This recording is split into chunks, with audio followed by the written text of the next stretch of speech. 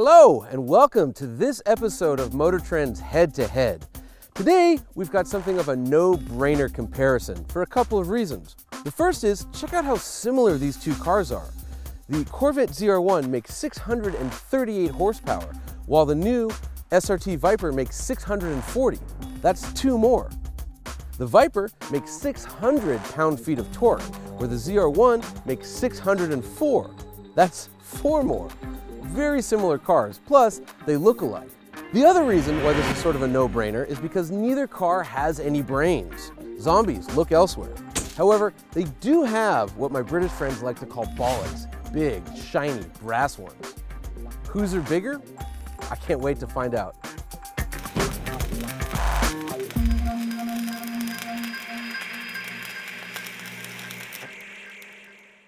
While their outputs are similar, the engines are quite different. The Viper's engine is, well, insane. At 8.4 liters, it's the largest displacement production car motor in the world. Oh, and it has 10 cylinders arranged in a V formation. Peak torque shows up at 5,000 RPM, right after hell is already broken loose. That still works, Bernard. Speaking of hell and loose, the new Viper finally gets traction and stability control, but even with both on, you're still fighting with a venomous, angry snake. The Corvette ZR1 makes do with just 6.2 liters and 8 cylinders, however it does have a big fat supercharger on top of the V. Chevy calls this motor the LS9, and we know that SRT was well aware of its capabilities when they started in on the new Viper. The Corvette also has big, 15.5-inch carbon ceramic brakes up front. The Viper makes do with 14-inch slotted steelies, and as tested, the Viper GTS weighed just 17 pounds more than the Vette. But which car is faster? To the drag strip!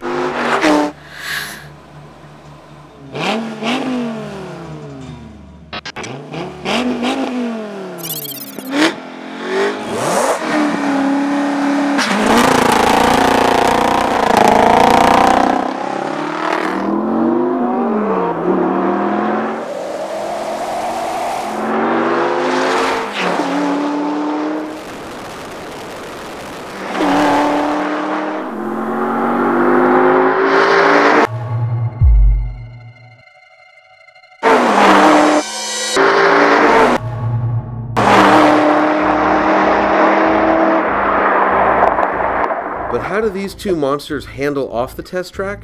Again, about the same. I actually had a hard time telling one from the other. They're that similar. Running around on the same roads back to back, we couldn't even get a tire to squeal. Thing is, the limits of these cars are so high that you can't even begin to sanely approach them on public roads. Personally, I would have had more fun in a Boxster, a Camaro 1LE, or a Subaru BRZ. The Viper has a nicer, higher quality interior, but there's a big but. After a 300-mile road trip, the Viper really shows off its sadistic side. The offset pedals and steering wheel literally cramp your style. The seats are rock hard, the noise is absolutely deafening, and the side pipes still superheat the lower part of the cabin. However, SRT assured me that at least the thundering noise, via a windshield fix, and the seats have been addressed for consumer cars. So, if you can't fully exploit these beastie boys on the street, you've got to take them to a track. And what better track than the notorious destroyer of brakes, Mazda Raceway Laguna Seca. Here are my impressions. Okay. Mazda Raceway, Laguna Seca, Corvette ZR1 on these awesome cup tires. First of all, this car is such a beast. God. I'm gonna lift for one. Oh, maybe I'm not. Okay, didn't lift. Wasn't flat, didn't lift. Big brake zone, and we got big brakes. And, you know, Laguna Seca is a big braking track. And these humongous carbon ceramics with these sticky cup tires, it's just, you have such control in this car. Really good job by Chevrolet.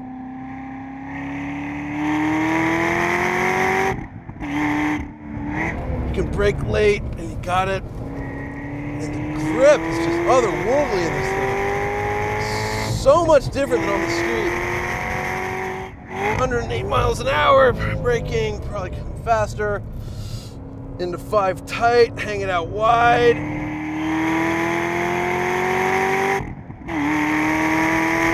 What an amazing car. Lifted too early there, but that's okay. Into 6 on the strips. Hard up the hill. This thing just charges. All right, into the braking zone for the corkscrew. Into the corkscrew. Yo!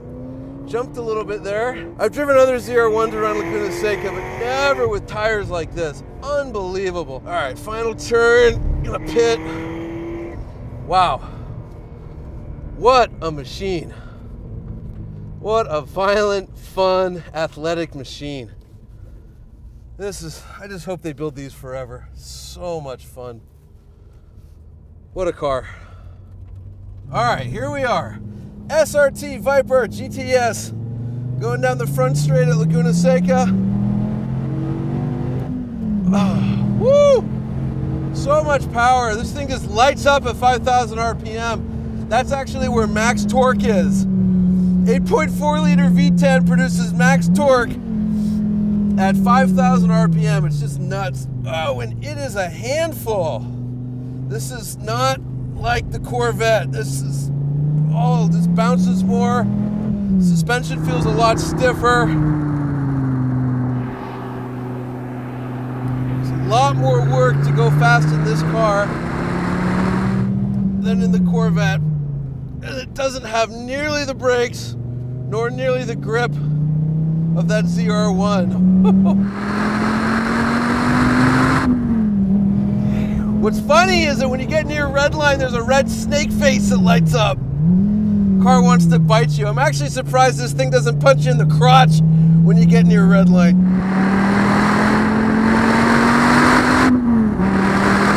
It actually feels quicker than the ZR1, just straight line acceleration. Leap for it.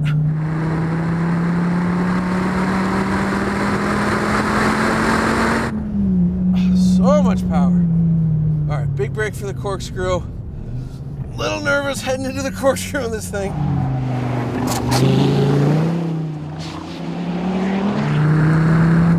This suspension's really stiff, and I'm not getting the confidence in this car that I had in the ZR1. It just doesn't seem to grip as well quickly, or doesn't seem to grip as well at high speeds as the ZR1, but that's a lot of fun.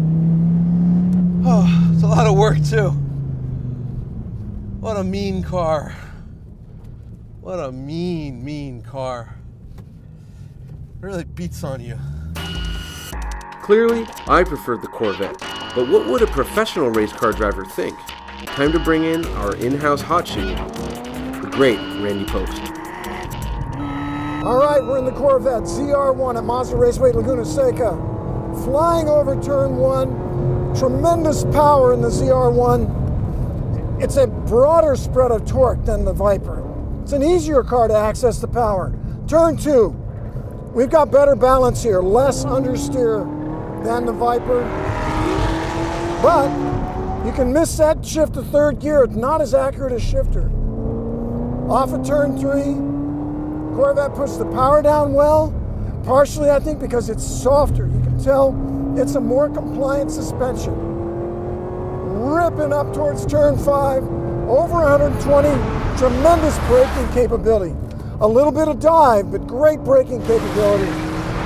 Off of turn 5, climbs the hill like a beast, makes wonderful noise. It's loud on track and it's quiet on the street. Good combination in the ZR1. Through turn 6, that compliant suspension does a great job of absorbing the bumps. Into the corkscrew. Again, appreciate the powerful braking. The carbon brakes have a lot of bite. Over the corkscrew, power down in second gear. Corvette is an easier, more manageable car to drive. Down through turn 9. Extremely well balanced, a very slight power oversteer. Through turn 10. Same thing, into the last corner. Those brakes are strong again. Better seats hold me in place, power it down. Little oversteer off the last corner. Easy to catch. Broad power band heading for the finish line. A complete lap at Mazda Raceway Laguna Seca in the ZR1. A more refined, easier car to drive fast, and a brutally fast car. Well, my friend, That's about all I got. you might very well be the new production car record holder at Laguna Seca. A front straightaway at Mazda Raceway Laguna Seca. Viper pulls really hard over 5,000 RPM. Very different from the Corvette in that way. The Vet has more of a broad torque curve. Wow, moves around as I go to the brakes. Brake pedal very firm. Feels good under the foot, but does not stop like the Vet does. Second gear. This Viper moves around. Turn 3. Second gear again. Tall gearing. We can run second gear almost all the way to turn 4. Little twitch on the entry. Huge power. Huge noise. Seat's less comfortable. Into turn 5, uphill, little slide from the back. Very common entering the corner. Then we tack out third gear up the hill. The higher you rev it, the faster it goes. Turn 6. A lot less brake dive than the Corvette. A lot less body roll than the Corvette. Less of all those body motions. But I'm getting some brake fade already into one lap. Down into the corkscrew. Good shifter. Prefer the shifter to the Vet. Second gear off the corkscrew. It puts down power well, but you better bring it in easy. Turn 9, I'm still in second gear.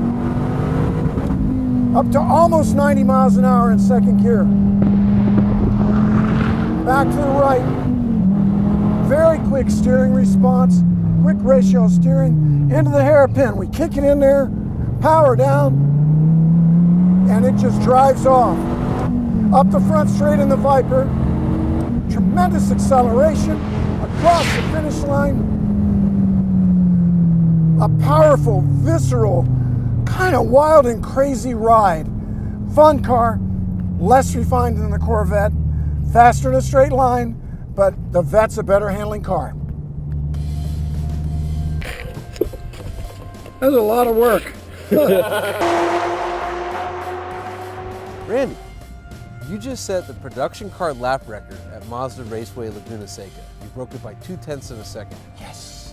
How does that feel? It's a good ego boost. Yeah. We only get a few laps. We have the track for just a little bit.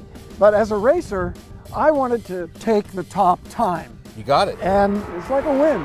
What was the difference between the Viper and the ZR1 on the track? Because the Viper, I mean, while it was slower than the ZR1, the Viper is still faster than the Ferrari 458 Italia, faster than the Lexus LFA, faster than the Nissan GTR. I mean, it's a real supercar, but this thing was 2 seconds a lap faster. Why? Why was this one so much faster? I hear you list those foreigners and I think, God bless America. These are American cars. So fast, so much potential speed. But the reason the Corvette ZR1 was quicker, at least in my hands, was that performance is accessible. I can get to the limit of the car and stay there. And that's what lap time comes down to. Being able to fill the friction circle with braking, blending it into cornering, blending into acceleration. Both cars have tremendously high capabilities. But in the Corvette, I can reach those capabilities. Less fear and more consistency and smoothness. The Viper's a little bit scary. It's a little more brutal. It's a much more difficult car to drive fast, isn't it? It's a sadistic car. And you know, ZR1, again, it's over 2 seconds a lap faster, which is pretty huge. And I think now we can conclude this head-to-head. The winner, Corvette ZR1. Thanks for watching, everybody.